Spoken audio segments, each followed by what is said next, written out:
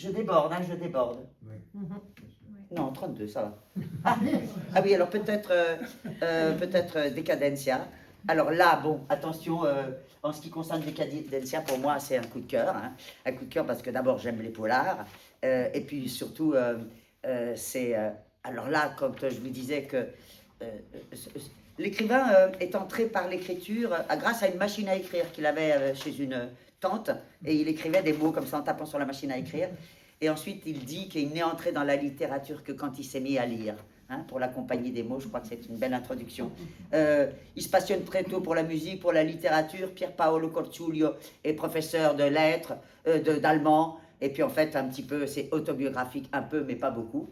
Ici, il s'agit de qui? Un professeur d'allemand qui a tout pour être heureux. Il s'appelle Alain, il a une femme qui s'appelle Julie, une gamine qui s'appelle Clara. Il est fantastique, il décide d'avoir un emploi d'allemand à mi-temps, enfin 60%, et puis il décide d'écrire. Le problème, c'est qu'il n'a pas d'inspiration, pas d'inspiration. Le grand débat, c'est, vous voyez ce que c'est que le pacte faustien? Qui parmi vous écrit? Oui, et qui serait d'accord de signer un pacte avec le diable, avec Méphistophélès, pour avoir de l'inspiration? Ainsi, il va signer ce pacte, mais totalement à son insu. Parce qu'en fait, ils achètent une maison, là encore, hein. C'est pas une ruine, mais c'est pas mal. Et pendant qu'il est en train de la retaper, il va trouver une pièce secrète derrière son bureau. Et dans cette pièce secrète, il y a un miroir. Vous voyez le miroir?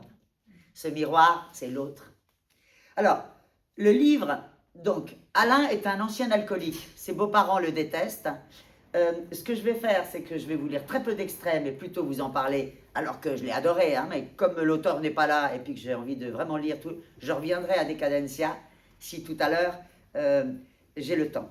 C'est simplement, j'aimerais que vous sachiez que le livre est construit d'une façon géniale. Il y a des règles, numéro 1, numéro 2, numéro 3, ça va jusqu'à 6. Et entre les règles, il y a des avertissements au lecteur. Parce que les avertissements au lecteur, c'est super bien fait. C'est qu'en fait, le livre s'alterne entre la vie de cet Alain qui écrit, et qui va écrire un succès, forcément un super succès grâce au miroir, et une éditrice qui donne des conseils, avertissements au lecteur. Donc je vous lis un extrait de la règle numéro 1 et un extrait de l'éditrice, puis après, je vous mets le truc en bouche et je rattrape mon retard. Règle numéro 1. La vie est constituée de 50% de hasard, d'événements fortuits, imprévisibles, incontrôlables, et l'autre moitié de ce qu'on en fait. On ne l'intègre pas tout de suite, chacun l'apprend à ses dépens.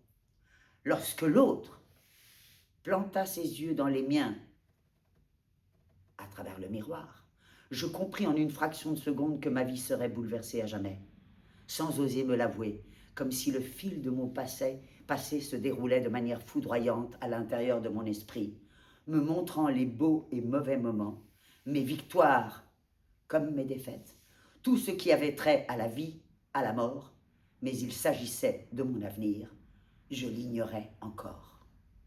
Les images, certaines indéchiffrables, furtives, effrayantes, ne m'écartèrent pourtant pas de mon chemin.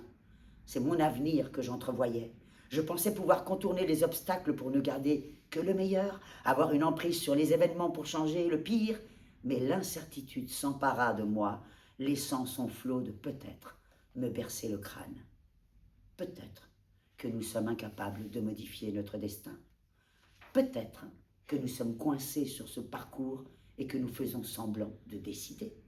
Peut-être qu'il n'y a rien à faire si ce n'est accepter sans rechigner ce que le sort veut bien nous offrir ou nous infliger. Peut-être. Mais il n'empêche que cette seconde moitié de vérité demeure.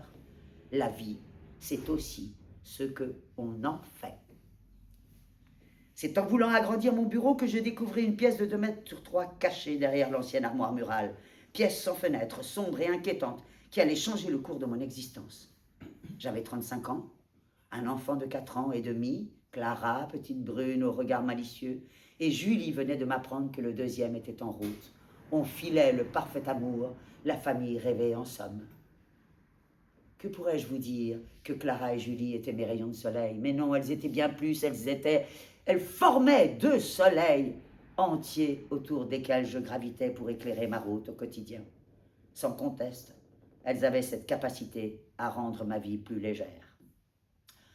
Dans ce tableau familial si rayonnant, pourtant planaient quelques zones d'ombre, que mes beaux-parents prenaient plaisir à alimenter, eux qui n'avaient jamais reconnu en moi le mari idéal pour leur fille. Professeur de littérature allemande à temps partiel dans un lycée de la région et passé alcoolique, voilà deux ingrédients qui portaient préjudice à la réputation de la belle famille. Il ne digérait pas les termes temps partiel et alcoolique. Par contre, professeur de lycée et passé était occulté dans nos conversations ou passait simplement inaperçu. On trouve tous les défauts du monde à la personne qu'on n'aime pas et on lui reconnaît peu de qualités. Soyons sincères. Lors de nos rencontres qui se raréfiaient avec le temps, pour mon plus grand bonheur, j'en prenais souvent pour mon grade. Alain, ça ne vous gêne pas que nous buvions un verre de vin à table, vu vos antécédents? Je préférerais que vous le buviez sous la table. Ça m'arrangerait de ne pas voir vos sales gueules, aurais-je souhaité lui répondre. Alain, pensez-vous un jour travailler à temps plein? Avez-vous d'autres ambitions dans votre vie? Ah oui, vous écrivez des romans. Et ce petit « et » en fin de phrase résumait à lui seul tout le mépris que je subissais à chaque repas. C'est truculent, c'est super bien écrit, on dévore ça comme un roman. Donc je vous lis le fameux avertissement au lecteur. La première question que je pose aux auteurs avec qui je collabore est la suivante. Pourquoi écrivez-vous? Les réponses de la plus basique à la plus originale sont toutes à prendre en considération. À mon avis, un éditeur ne devrait jamais les banaliser, car elles mettent en exergue la sensibilité de l'écrivain. Certains me disent simplement pris de passion. Parfois, écrire relève d'une nécessité, d'une urgence. D'autres sont en quête de rédemption. D'autres encore écrivent pour combler un vide. Moi, c'est peut-être la catégorie qui me touche le plus. L'idée de continuer à écrire tout en sachant que ce vide ne sera jamais comblé est une idée certes romantique, mais tellement mobilisatrice. Le vide n'est jamais noir, c'est un puits de lumière où l'écrivain puise son inspiration. Parfois, il en ressort une étincelle à partir de laquelle il crée l'histoire, ou mieux encore, au travers de laquelle l'histoire se relève à lui. Nous naissons, nous mourons, entre ces deux rives, nous laissons des traces de notre passage sur terre. Un sillon.